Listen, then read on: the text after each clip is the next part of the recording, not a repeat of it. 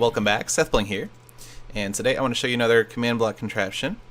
This is basically a bow that has aimbot for zombies. So you'll notice, even if I'm not pointed directly at the zombie, I'll usually hit, and sometimes there'll be multiple arrows.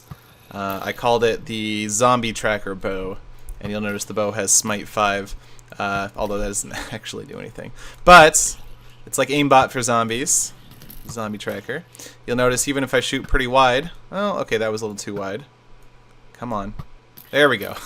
The arrow will change direction mid-flight, and sometimes it'll split into multiple arrows, all going right at that zombie. If I shoot straight at the zombie, it'll still work. Sometimes it'll still become multiple arrows. This guy is invincible for demonstration purposes. Very useful. If I'm close enough, if I'm close enough, no matter where I aim. Even if I aim straight up, or maybe not straight down. Yeah, even straight down, I guess. It goes for him. If I'm a little bit farther away, I can still miss by shooting too wide. But yeah. So the way this works is it basically the arrow. If the arrow gets close enough to the zombie, it'll spawn more arrows pointed in the correct direction to hit the zombie. And so all these command blocks are what make this zombie tracker bow function. The idea is basically, let's say I'm right here and the zombie's right there. Okay, I have an arrow, and when I shoot the arrow goes in just the right direction to hit the zombie. And it's over here. Whew, that was a lot.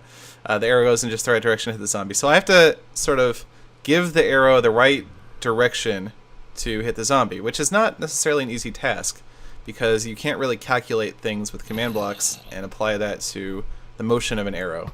So what I do is basically for each possible XZ offset from the zombie, so like right here, let's see, positive Z, negative X. So like the arrow, if I shoot the arrow right now, it'll be offset by negative, or by whatever. The zombie will be offset by like -5 in that direction and +5 in the Z direction. And if the arrow is offset by those amounts, then I know that I need to point the arrow with a certain velocity so it'll hit that zombie.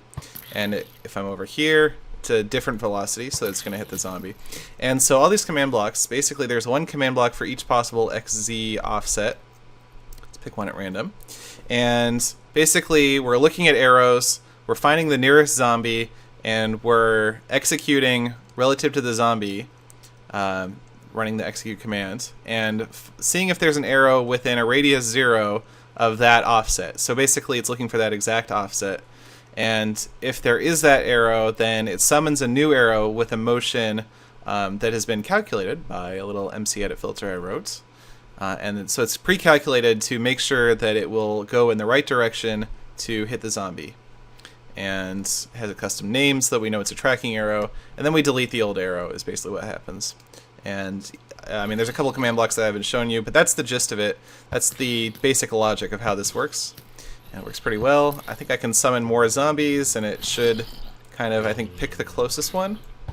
Haven't actually tested this. Let's see if it works. Yeah, it's kind of got split there a little bit. Yeah, it's kind of picking the closest one to shoot at. So, yep, it only works for zombies. Anyway, I thought it was kind of a neat concept. Wanted to share it with you guys. Yeah, that's about it. Thanks for watching.